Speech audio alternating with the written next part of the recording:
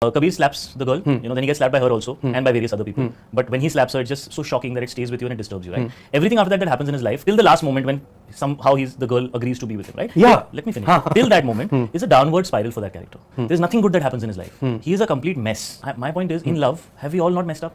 Are we all perfect human beings? Everybody deserves a second chance, however rubbish that they might be. If you're saying this guy's a great guy, he did everything right, nobody said that. He was the hero. You see, no, go see the promo. See the promo. Every line in that promo says he's disturbed, he's a problem, he has anger management issues, he cannot be accepted by society, and he's self-destructive, right? So right in the beginning of the promo, you're establishing that this is a film about this kind of a character. At no point was he said to be this great guy, right? It's been 4 years since I watched Kabir Singh. Back when the film came out, there was a lot of controversy around it, and I defended the film with my life against everyone who criticized it. I even made a 26-minute video on the film, with which I disagree on a lot of things. There were a lot of people on both sides of the argument. Some people absolutely loved it, and some people absolutely fucking hated it. During those times, the character of Safina, played by Alia Bhatt in Gully Boy from 2019, was brought up a lot. Now, it's true that she was a toxic and violent character and a bad partner in the film, but ever since 2019, I've had way too many discussions with way too many people on way too many topics, and what I've realized is answering a question with another question or a comparison with a similar thing is quite a bitch move. Kabir Singh is a toxic character, why do you like him? What about Safina from Gully Boy? Why do you not have a problem with her? I have been guilty of this as well. Another very celebrated film that was brought up a lot was Sanju, and the main reason being that Film Companion did not review Sanju, but they reviewed Kabir Singh and gave it a bad review. Now, very different films, but both of those films about toxic, alcoholic, drug abusing characters. And if you come and tell me that Sanju is an actual biopic of Sanjay Dutt, I don't know what to tell you.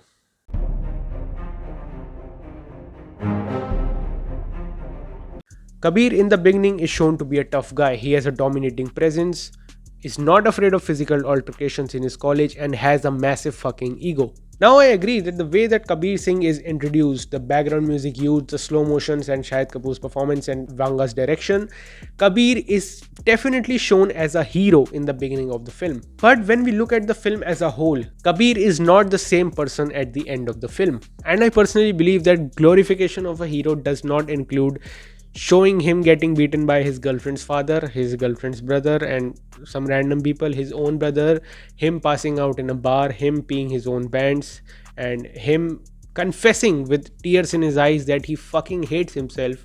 There is nothing redeeming about him. We go on a journey of a character who has been a rich and spoiled brat all his life, which is why he has a massive ego and cannot tolerate any sort of inconvenience in his life, to becoming a character who realizes that he has to change, that he cannot always have everything his way, and then actively tries to improve himself. However, I do think what this film glorifies is toxic relationships.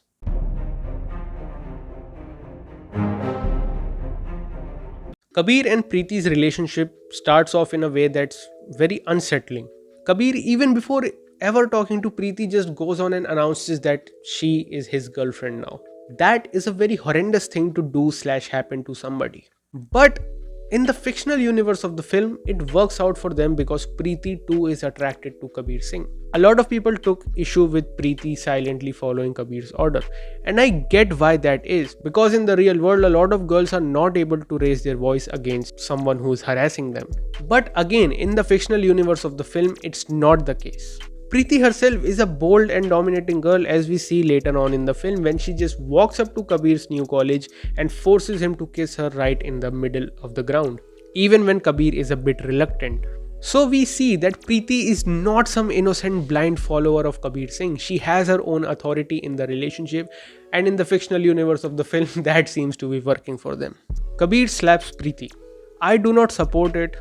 I will never support it, and no matter what Sandeep Reddy Vanga's views are, I personally think that in a relationship, anyone hitting their partner is not a right thing.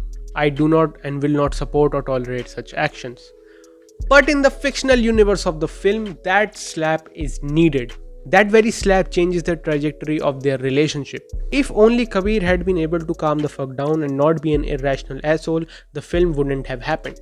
I don't think the film makes fun of the slap or takes it in a light manner. Neither is it played off as just a moment of anger. It's a pretty big moment in the film and in their relationship. Now, as an audience, you have every right to be upset and angry at a character's actions in a film. But if you fail to understand that what you see on screen is not glorification, rather progression of story, and you still go on to hate the film and criticize it and want it banned from all over the world, that's not a right thing. Now, some people gave me the argument that it's not about just Kabir slapping Preeti, it's about violent and physically abusive relationships. We are against that. Well, hallelujah to you. You are against that, and so am I. But most of you don't even remember Preeti slapping Kabir. And I'm not talking about the ending of the film. A girl hitting a guy is very different from a guy hitting a girl. I get that. I know that. And it's legitimate of you to be upset at what Kabir Singh did and be angry about it and say that you don't fucking like it. But don't try to play both the sides only when you are called out. You did not like that a guy slapped his girlfriend. Fine. I didn't like that either. But that scene was not glorified in the film. Moving on. Kabir slaps Preeti, decides to get wasted on morphine and fucks up his entire relationship instead of being a mature adult and trying to fix things with her.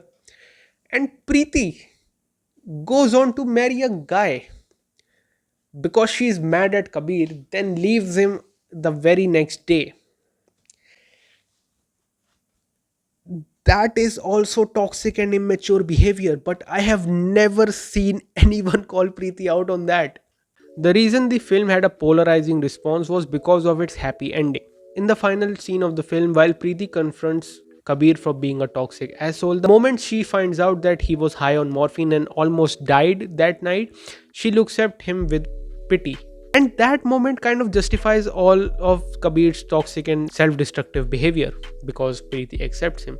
Now that's very immature of both of them, and that's why I said the film does glorify toxic relationships, not toxic masculinity or femininity or misogyny. While we see Kabir go on a self-destructive journey but come out of it and try to improve himself, we don't see Preeti struggle. While we see the suffering and redemption of Kabir Singh, we don't see one of their relationship.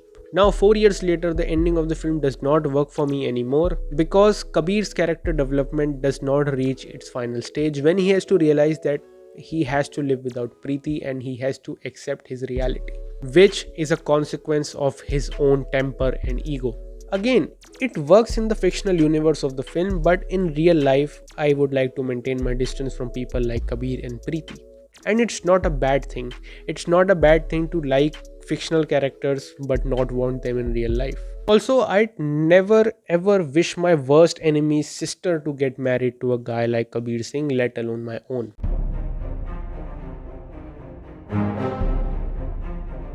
We love flawed characters. From Hollywood films like Goodfellas, Wolf of Wall Street, John Wick, Deadpool, and shows like Breaking Bad, Better Call Saul, Sopranos, to Bollywood films like Gangs of Wasipur, Raman Raghav 2.0, and shows like Mirzapur, Patal Lok. Sardar Khan from Gangs of Wasipur is one of the most fucked up characters I've ever seen. He is violent, he's a sex addict, he is dramatic, he loots people, he cheats on his wife.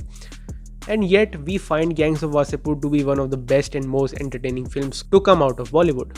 I'm not saying that Gangs of Wasipur and Kabir Singh are comparable films, and neither am I trying to compare them. I'm just making a point that we have always loved dark, grey characters. And people don't hate the dark and twisted characters, they hate or love the ending that they get. Sardar Khan gets killed at the end of his story while Kabir Singh gets a happy ending. Kabir Singh is a work of fiction. And in the fictional universe of the film, Kabir does get a happy ending, and one is allowed to have opinions about it. I had an opinion that it was a good film, now I think it wasn't. My opinions changed, and you can stand up in a theater and clap, or you can call it a fuck all film. That's all on you. That's your preference, your choice, and the kind of stories that you like.